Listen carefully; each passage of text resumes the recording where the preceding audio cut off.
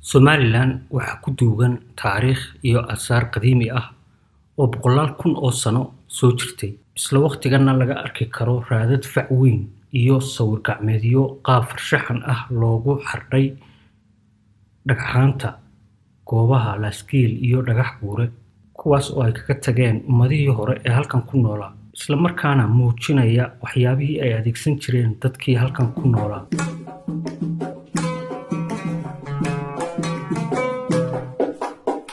Barnaamijkan waxaanu idinka samaynay goobta taariikhiga ah ee Dhagax Buure oo ka mid ah meelaha qadiimiga ah ee ku yaala Somalilan. Waa goob ay booqdaan dadyow fara badan oo dalxiisayaal ah. Waxay dacalka waqooyi galbeed kaga beegan tahay magaalada Hargeysa, waxaanay u jirtaa qiyaastii masaafo dhan 35 kiiloomitir.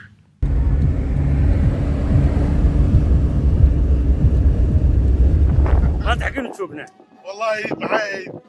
نوير لا كلام يوجد وانا قصه مع هرقيسه waxaan u socon xageen dhagax buure daawadayaal, booqashadeena Dhagax Buure waxaanu ka bilaabi doonaa halkan oo ah inta aan la gaadhin magaalada Arabsiyo, waana halka looga baydho deegaanka Dhagax Buure. Laamiga ayaynu uga degi doonaa jihada waqooyi. Dhagax Buure waa markii ugu horeysay Maxamed Ismaaciil iyo Cabdiwaaxid oo safarkan igu heliya, iyaguna waa markii ugu horeysay, balse waxaynu ku socon doonaa tilmaanta ay ina siiyaan dadku.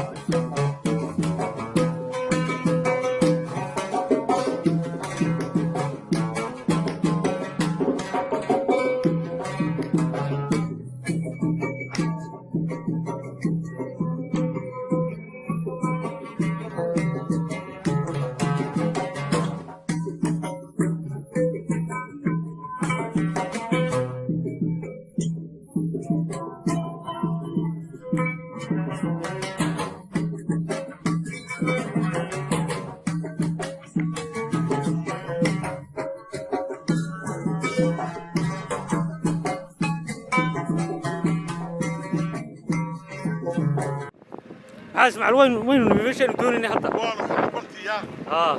ساسا لو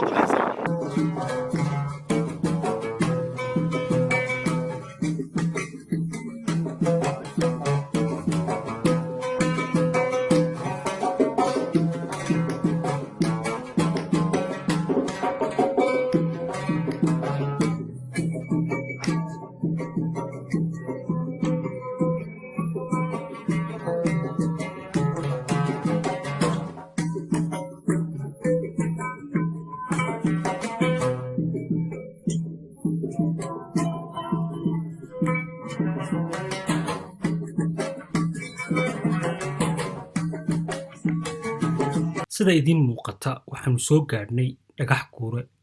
Haddaba marka aad timaado goobtan waxaad arkaysaa waxyaabo muujinaya taariikhda ummadihii hore ee ka horreeyay kuwa hadda nool. Markaad eegto dhagxaantan cajiibka ah waxaad dareemaysaa in dad sameeyeen meeshan. Waxaad arkaysaa waxyaabo mucjiso ah, bal dhagxaantan eeg sida loo nashqadeeyey. Waxaynu fuuli doonaa xagga sare.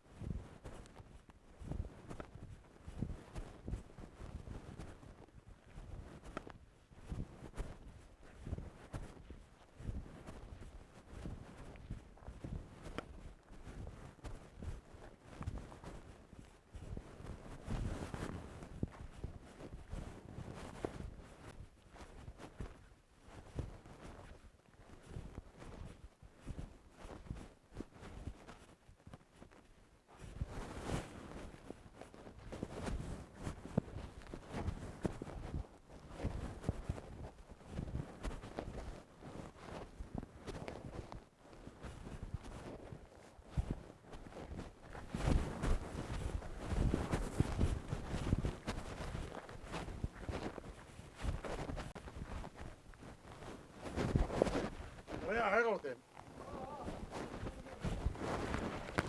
يا سجل قولنا يا مالك قولنا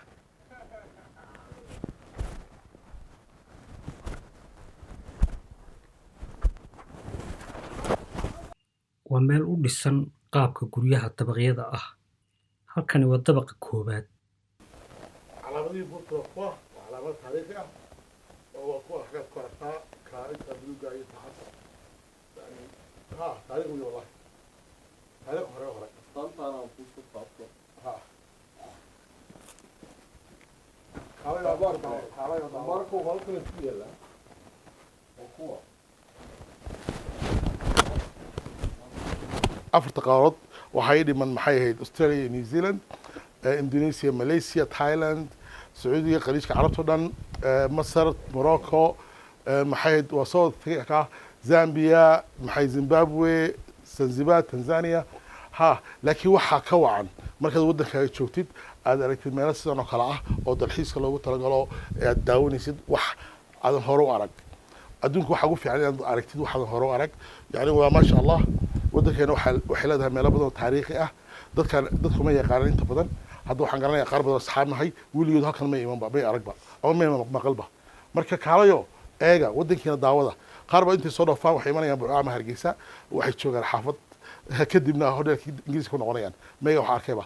adduunka mar badan nooshahay mar labaad noolaal maysid kaalo soo dalxiis arag indhaha ku arag yaa laga sheekeen TV-na ka daawan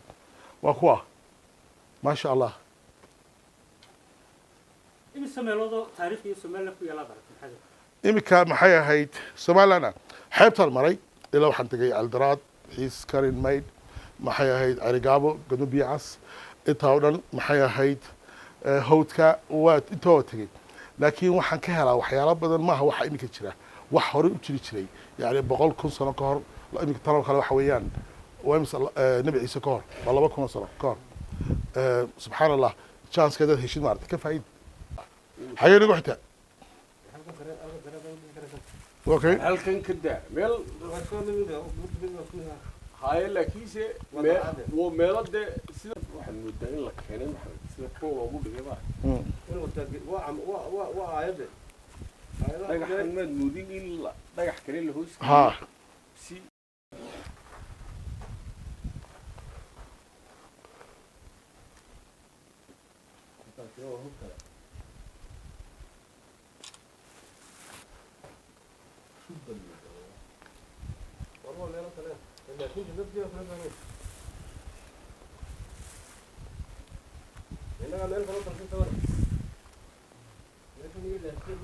ها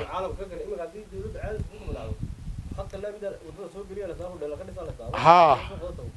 ويلي ودت توص أنا أقول صورك نمر بالمين ها والله شغوين بقى صبح لي هذيك وحقك شغبة ما قلت لكن وحويان هو مر بالله بهيه والله كان الدين اللي يرقد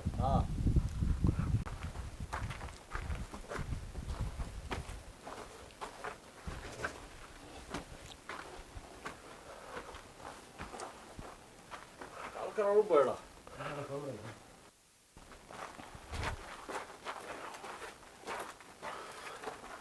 imikana waxaynu fuuli doonaa dabaqa labaad.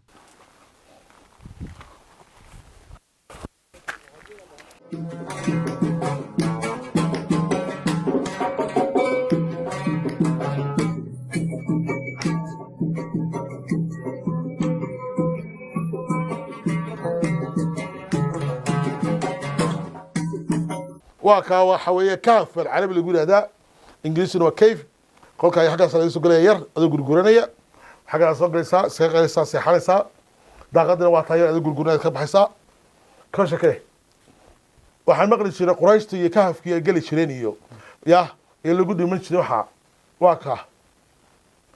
inakina tilmaamay ku leeyahay maxamedow adigu waad xog weyn tahay oo ma gali karaysidba ka shakee waa kaas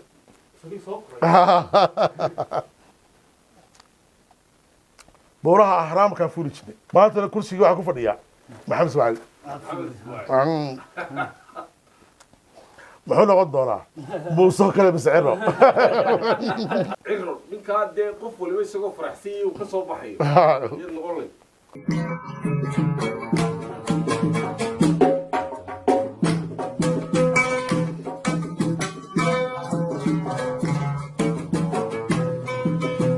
marka aad joogto buurta xaggeeda sare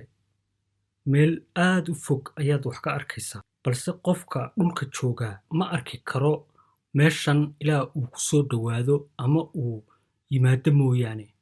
taasina waxay ku tusaysaa in meeshani tahay meel cilmi iyo istaraatiijiyad lagu dhisay